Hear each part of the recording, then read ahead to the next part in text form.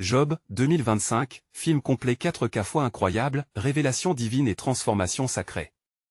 Dans la terre d'Us, au temps des patriarches, se tenait un homme nommé Job, homme intègre et droit, craignant Dieu et fuyant le mal. Au cœur de son existence, Job jouissait d'une prospérité remarquable, 7 fils et 3 filles, une vaste richesse de bétail et de serviteurs, toute bénédiction décernée par Yahvé pour sa droiture, Job 1:3. Cependant, derrière cette vie bénie, des cieux obscurcis assistaient à une réunion troublante. Le jour vint où les fils de Dieu se présentèrent devant le Seigneur et, parmi eux, Satan, l'adversaire, s'approcha de Yahvé. Il portait des accusations contre Job, insinuant que la fidélité de cet homme n'était qu'une réponse à la prospérité dont il jouissait. Job 1:6-11. Dieu, dans sa sagesse infinie, permit à Satan de mettre Job à l'épreuve, lui accordant libre cours dans sa quête diabolique. Ainsi, le tumulte s'abattit sur Job de manière fulgurante. En un instant, ses troupeaux furent anéantis, ses cerfs tués, et, pire encore, ses enfants trouvèrent une mort tragique dans un coup du sort implacable. Job 1:14-19. Accablé par une douleur incommensurable, Job, toujours fidèle, se coucha sur la cendre, déchirant ses vêtements et récitant sa souffrance au ciel. À ce moment, Satan n'avait pas encore terminé, la maladie, une lèpre dévorante, s'empara aussi de lui, le plongeant dans un désespoir indéfinissable. Job 2:7. Ses amis, Éliphaz, Bildad et Tsoar, se réunirent pour le consoler, mais leurs paroles, loin de lui apporter réconfort, ne faisaient que l'enfoncer dans le désespoir. Ils lui reprochèrent une impiété cachée, suggérant que ses souffrances étaient une punition divine. Job 2:11-13. Job, conscient de son intégrité, avec véhémence rétorqua, « Je sais que mon Rédempteur est vivant. » Job 19h25.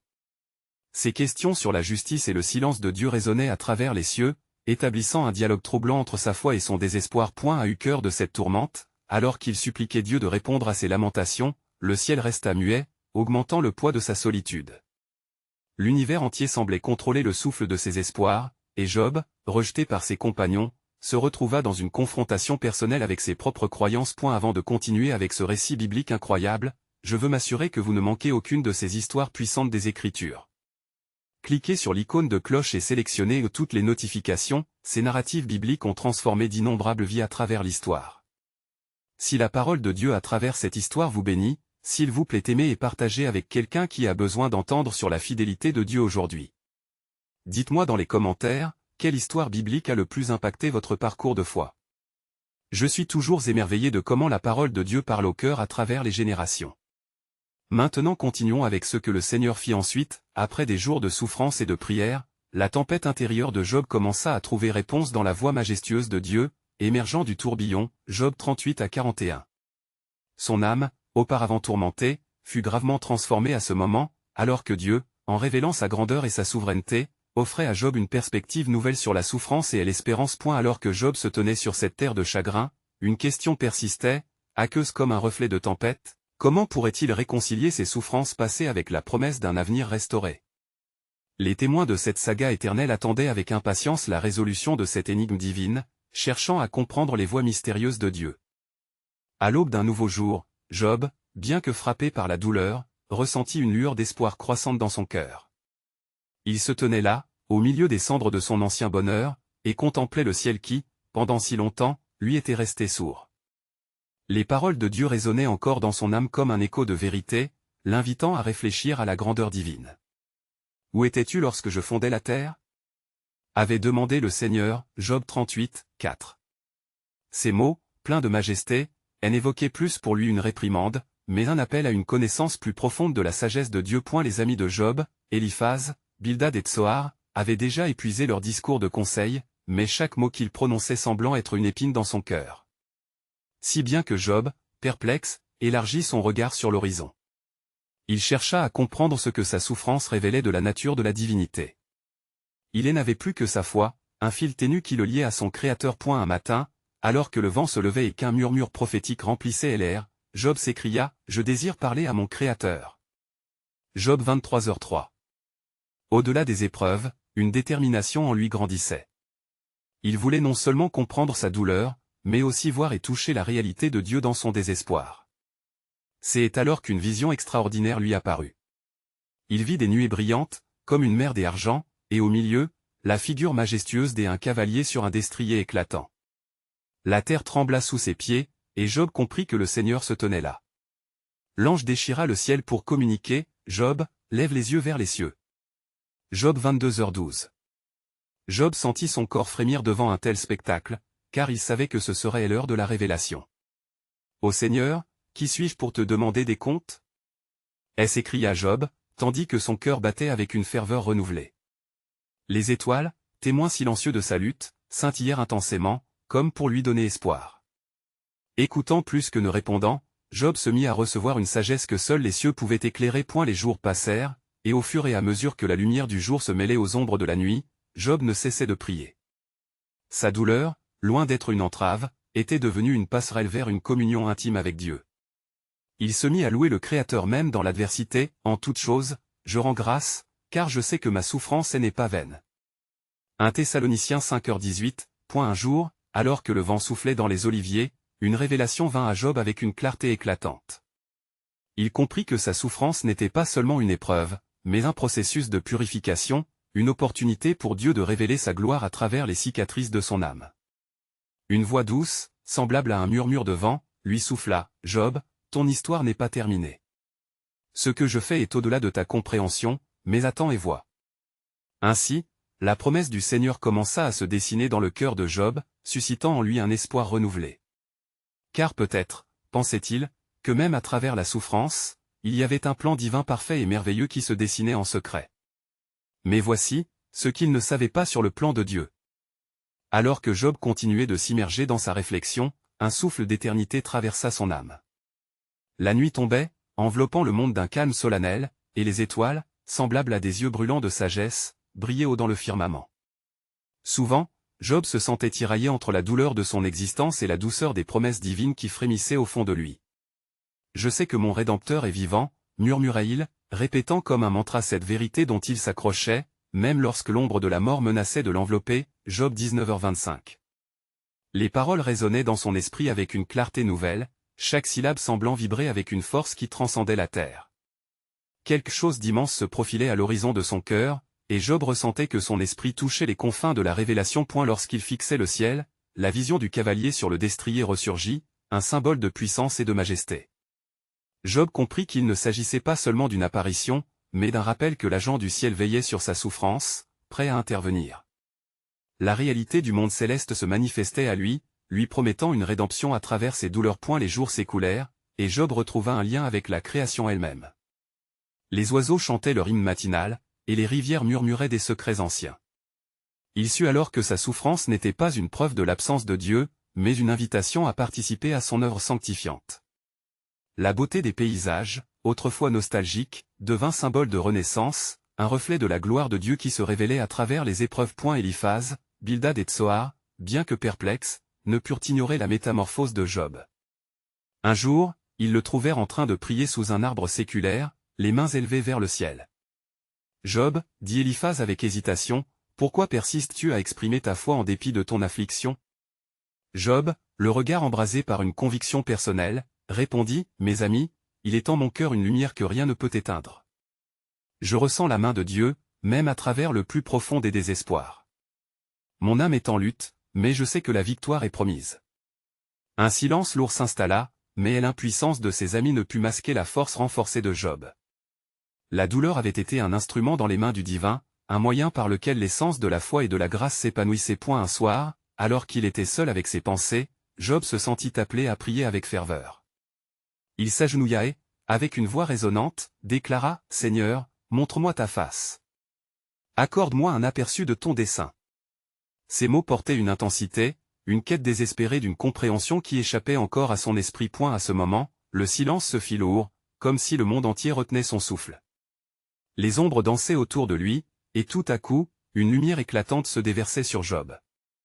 La voix de Dieu, douce comme un murmure mais puissante comme un orage, s'éleva comme une mélodie céleste. « Mon cher Job, tu es au centre de mes promesses. Chaque larme versée est un acte de fidélité, et au milieu de ta tourmente, mon plan s'accomplit. » Job, submergé par la grandeur de cette révélation, sentit une chaleur l'envelopper. Il comprit que sa souffrance était une page écrite dans le livre éternel de Dieu, contenant les échos de sa magnificence. dans cet instant de communion, la souveraineté divine se révéla à lui dans toute sa splendeur. Et ainsi, alors que Job se tenait là, le cœur battant de nouvelles appréhensions et de l'espoir incandescent, une nouvelle certitude émergea. Il savait que son chemin serait semé d'embûches et de mystères, mais chaque pas le rapprochait de la promesse ultime de rédemption. Car voici, ce que tu ne sais pas encore sur le plan de Dieu. Alors que Job se tenait dans cette clarté divine, une onde d'émerveillement et de crainte habitait son cœur. La voix du Très-Haut, résonnant encore à ses oreilles, lui insuffla à la fois la force et l'humilité. À ce moment-là, le silence, d'ordinaire oppressant dans sa solitude, se transforma en un sanctuaire de communion. Le ciel semblait s'ouvrir, révélant des profondeurs spirituelles dont Job n'avait auparavant que commencé à apercevoir le reflet. À l'aube du lendemain, Job se leva, déterminé à marcher dans cette lumière fraîche. Sa tête était haute, son visage radieux, tandis qu'il s'avançait au milieu de ses amis, dont les regards mêlaient étonnement et inquiétude. Éliphaz, Bildad et Tsoar, portant les fardeaux de leur propre incompréhension, ne purent s'empêcher de remarquer le changement palpable chez Job. La bravoure des une fois renouvelée émanait de lui, comme le parfum des fleurs au printemps après une longue hibernation. « Comme es-tu changé, Job » observa Tsoar, sa voix hésitante trahissant une curiosité mêlée de crainte. « Quels mystères ont été révélés dans la nuit ?» Job, dans sa candeur spirituelle, répondit avec ferveur, « Mes frères, la douleur a été mon enseignant, et dans l'obscurité, j'y ai vu la lumière de l'amour divin. Chaque épreuve est une leçon, chaque souffrance une promesse. Le visage de Dieu est bien plus glorieux que je ne l'avais prévu. Je suis entouré de son plan, même si mes yeux ne peuvent tout comprendre. » Les amis de Job se regardèrent, tour à tour perplexes et impressionnés par la profondeur de ses déclarations. Leur cœur, en proie au doute, luttait pour accueillir la force nouvelle de Job. « Mais comment peux-tu affirmer cela, malgré tout ce que tu as perdu ?» questionna Bildad, ses mots trahissant l'angoisse qui elle abreuvait. « Je sais, » déclara Job avec une assurance croissante, « que de chaque souffrance émerge une bénédiction. Il n'est pas dans mes moyens de comprendre le tout, mais depuis cette nuit, j'ai reçu l'assurance que mes larmes sèchent sur le sol fertile de sa promesse. » Il se mit alors à partager, d'une voix vibrante, les visions qu'il avait reçues comme un prophète annonçant la révélation. Il raconta comment, dans la lumière, il avait vu des scènes de rédemption et de grandeur, des flots de miséricorde et des rivières de grâce qui seraient déversées sur son peuple. Écoulement du temps, le cycle de la journée cédait la place à la nuit, et les étoiles, des avantages scintillantes, semblaient maintenant s'incliner devant cette déclaration de foi. Job, vibrant de la présence de Dieu, s'agenouilla et pria avec une ferveur renouvelée, demandant des révélations non seulement pour lui-même, mais pour ses amis, leur famille et leur communauté. C'est alors que Dieu, dans sa bonté infinie, parla une nouvelle fois à Job dans le silence de son cœur, apportant des mots de consolation et des promesses de restauration. « Je restaurerai tout ce que tu as perdu, Job, et bien plus encore. Ta fidélité sera une lumière pour les autres, un phare dans la tempête. » Le temps passa, et chacun des amis de Job ressentit un doux murmure de l'esprit, les invitant à se détourner de leurs propres pensées et à saisir cette vérité. Ils découvrirent alors que le chemin de Job, bien que tortueux, les conduisait vers une révélation qui transcenderait leurs souffrances personnelles. Au-delà de leurs attentes, une vérité plus vaste et éternelle se mettait en lumière. Déclare donc, à ceux qui croient, car le Seigneur est bon et sa bonté dure à jamais, et voici, le plan de Dieu pour ceux qui souffrent est bien plus grand qu'ils ne l'imaginent. Job, debout dans la lumière de son renouvellement, ressentit l'intensité de la présence divine qui entourait les siens. La nuit avait apporté une vision, mais désormais, il avait la tâche de nourrir la foi de ses amis. Étrangement, comme ces douces promesses de Dieu continueraient à le guider, une ombre mystérieuse semblait se couler parmi eux, anticipant la suivante étape du dessein divin. « Mes frères, » s'écria Job avec passion, « écoutez la voix de notre Créateur. Chaque instant, chaque souffle que nous prenons porte le poids de sa sagesse. Nous sommes appelés à plus que l'incompréhension de nos épreuves. » Cette déclaration résonnait profondément dans le cœur de Bildad, mais une inquiétude persistante troublait encore son esprit. Éliphaz, le sage, avec ses yeux perçants, ajouta, « Job, ta transformation est merveilleuse. Mais combien de temps devrions-nous encore nous interroger sur la raison des souffrances qui nous assaillent ?» Il détourna le regard, hanté par les souvenirs des épreuves de Job, comme un témoin impuissant du tourment des âmes. Le regard de Job s'éclaircit, embrassant la puissance de ses découvertes. « Combien de temps ?» Il se leva, prenant une posture pleine de détermination. « Je ne fais pas appel à une réponse immédiate des cieux. Au lieu de cela, je choisis de méditer sur le caractère de Dieu dans le silence de nos agonies. Quand nous vivons ces moments d'essai, souvenons-nous que notre souffrance n'est point en vain. Il y a une divine orchestration qui dépasse notre compréhension. Alors qu'il déclarait cela, quelque chose d'invisible sembla vibrer autour d'eux, une onde spirituelle qui semblait évoquer les promesses antiques accordées à Abraham. Les étoiles, témoins de leur réunion, scintillaient, comme pour rappeler à Job que l'héritage de la foi humaine est tissé dans des luttes et des victoires infinies. Souvenez-vous de Joseph, continua Job. Mis en esclavage par ses propres frères, il a vu la main de Dieu intervenir pour une délivrance bien plus grande. À la fin, il a proclamé, « Vous aviez médité de me faire du mal, mais Dieu l'a tourné en bien. » Les yeux de Bildad s'illuminèrent d'un éclat d'espoir, prenant conscience que leur discours n'était pas vain mais profondément ancré dans l'héritage de leur foi. En se levant, il répliqua avec une ferveur renouvelée, « Oui, Job. Nous devons apprendre à voir la main de Dieu dans nos procès et à comprendre que chaque souffrance est la semence d'un miracle à venir. » Psoar, dominé par l'émotion, se leva aussi, les larmes aux yeux. « Que devrions-nous faire donc » demanda-t-il, la voix tremblante, cherchant la direction. « Nous prierons, » répondit Job. « Nous prierons pour la sagesse, pour des yeux ouverts. Nous prierons pour que notre foi soit un phare dans notre douleur, pour que nous puissions nous rappeler que l'œuvre de Dieu en nous n'est pas achevée. » Alors que Job clôturait sa prière, une brise douce balaya le lieu, comme une caresse du ciel. Le sentiment de paix remplaça les incertitudes, et chacun sentit une connexion plus profonde à la promesse divine qui les enveloppait. Job savait, au-delà de tout doute, que cette saison de souffrance n'était qu'un prélude à quelque chose d'extraordinaire. Rappelons-nous, conclut Job, élevant le regard vers le ciel étoilé, nos larmes sont comptées, et ses promesses demeurent, ainsi parle le Seigneur, je restaurerai les captifs de mon peuple, et ils bâtiront des villes désolées et les habiteront. La nuit semblait vibrer d'un écho céleste, comme si les cieux eux-mêmes étaient en pleine attente d'accomplir les promesses au-delà de leur compréhension. La route s'étendait devant eux, non sans défi, mais illuminée par l'assurance et l'espérance d'un plan divin qui ne pouvait faillir. Préparez-vous, car le Seigneur prépare déjà le chemin de notre rédemption. Alors que la douce brise du soir continuait de souffler, une tension palpable flottait dans l'air. Job, Bildad, Éliphaz et Tsoar se recueillirent dans un silence respectueux, méditant sur les vérités énoncées. Les étoiles brillaient comme des lampes de sagesse, illuminant les préoccupations de leur cœur. Point tout à coup, une voix douce mais ferme retentit, rompre le silence. « Job, qu'en est-il de ta lutte intérieure » C'était Élihu, le plus jeune parmi eux, un jeune homme débordant d'enthousiasme et d'une sagesse précoce. Son regard intense scrutait Job, cherchant à percer le voile de sa souffrance. « Je ressens la paix, Élihu, » répondit Job, sa voix désormais plus calme. « Mais la paix ne dissipe pas la douleur de ce que j'y ai perdu.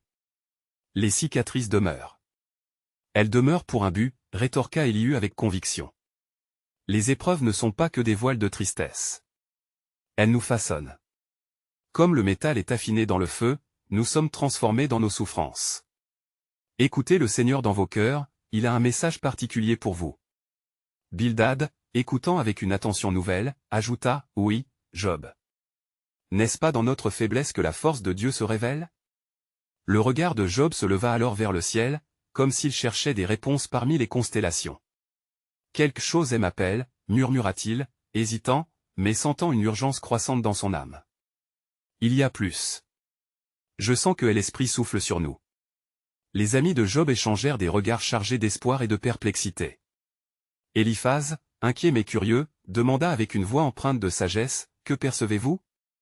Que nous enseigne cette nuit éclairée par les étoiles ? » « Je perçois un appel au retour, un appel à ne plus être des humbles spectateurs de notre douleur, mais des acteurs de la promesse divine, » déclara Job, son ton prenant de l'ampleur.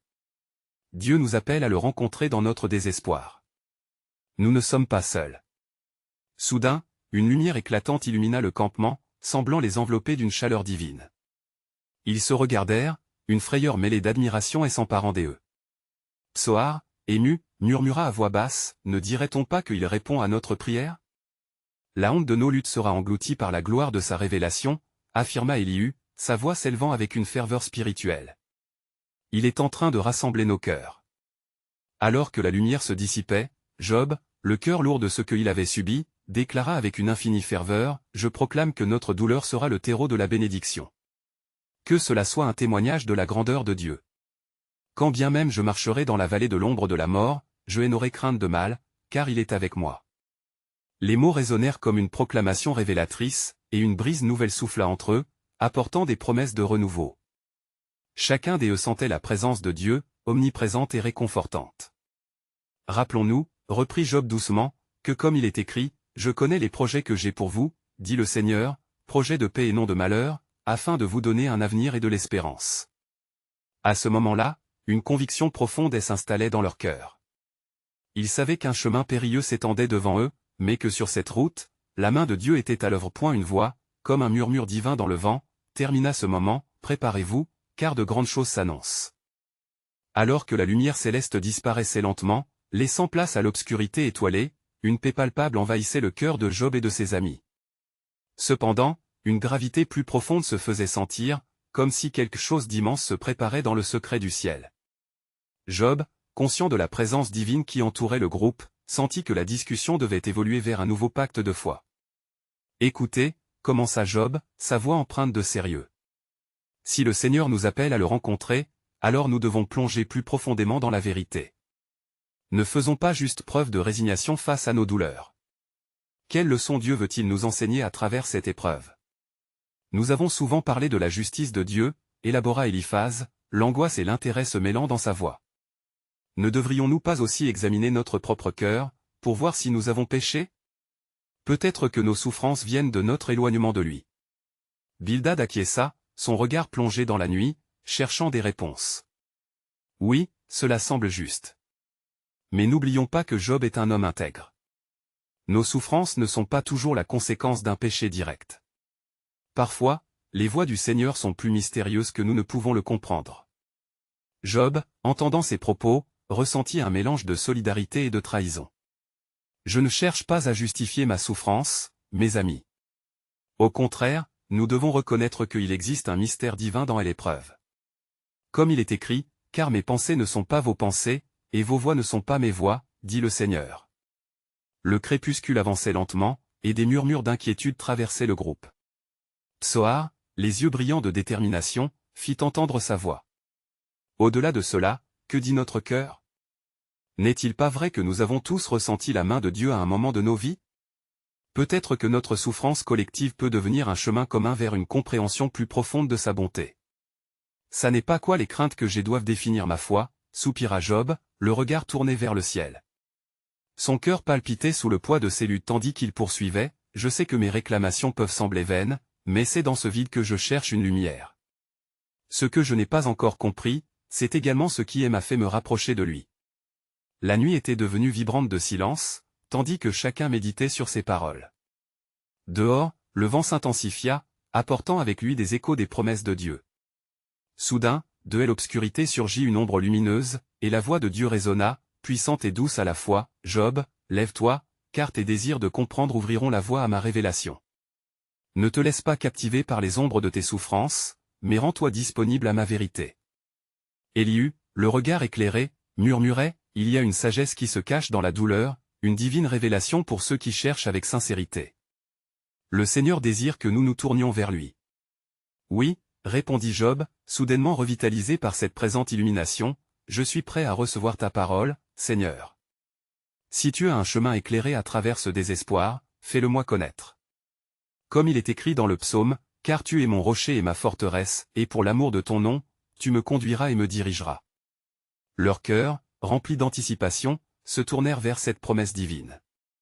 Ils comprenaient qu'une révélation était imminente, une porte spirituelle ouverte qui pourrait les mener à une compréhension inédite du plan souverain de Dieu. « Préparez-vous, car ce que vous allez voir vous émerveillera, » murmura la voix, comme un écho des amours dans le vent. Dans l'ombre, tous ressentirent une nouvelle dimension de foi, un éveil spirituel qui pourrait transformer leur douleur en témoignage de sa grandeur. Dans l'immensité de la nuit, un silence chargé de mystère enveloppait le groupe.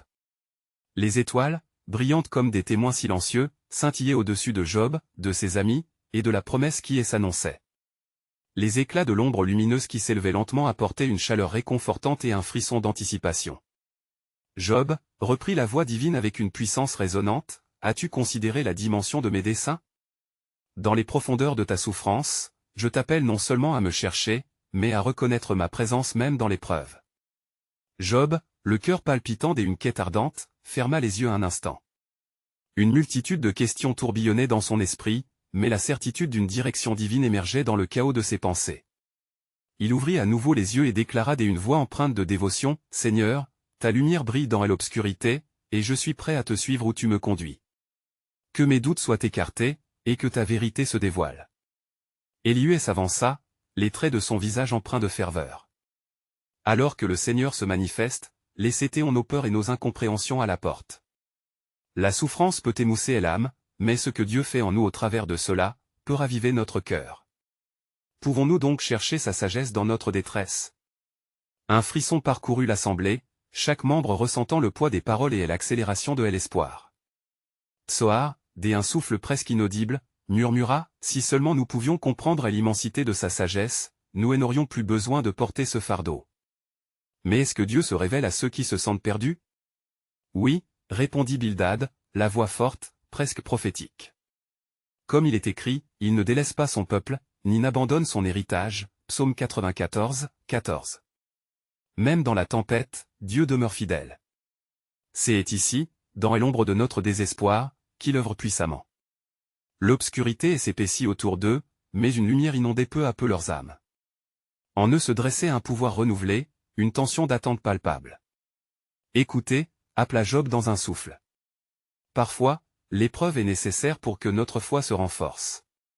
Ne serait-ce pas cela, le chemin vers une compréhension plus profonde de sa bonté? Qui sait comment il nous façonne, même au travers de nos larmes? La voix de Dieu se fit à nouveau entendre, mais cette fois, elle était comme un murmure doux et apaisant, « Je te vois, Job. Ta lutte est une offrande. Sache que ce tourbillon de peine va céder la place à un fleuve de paix. Prépare ton cœur à la révélation, car elle viendra comme elle aube après la nuit. » Alors qu'une lumière éclatante illuminait le ciel, les cœurs se soulevèrent dans une multitude d'émotions.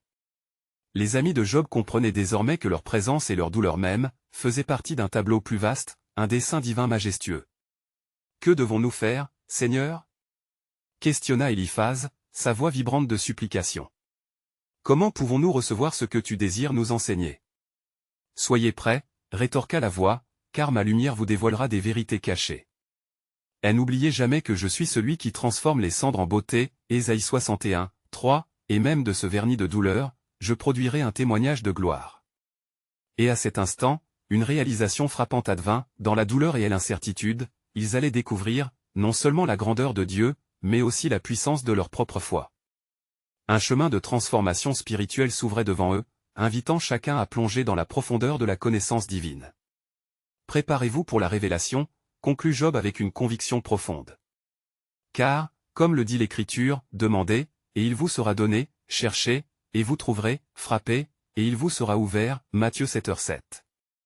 Ainsi, dans la nuit sacrée, un nouveau chapitre de leur voyage de foi s'écrivait, attendant de révéler le mystère du plan souverain de Dieu. Une brise douce mais persistante balaya les abords du camp, les porteurs de la souffrance cherchant à se réconforter sous la lumière naissante au loin. Job, empli de détermination, se leva sur ses pieds, le regard fixé sur l'horizon où les premières lueurs de l'aube promettaient d'illuminer les ardeurs de leur cœur. Il savait que chaque souffle que Dieu lui offrait était un pas vers la révélation tant attendue.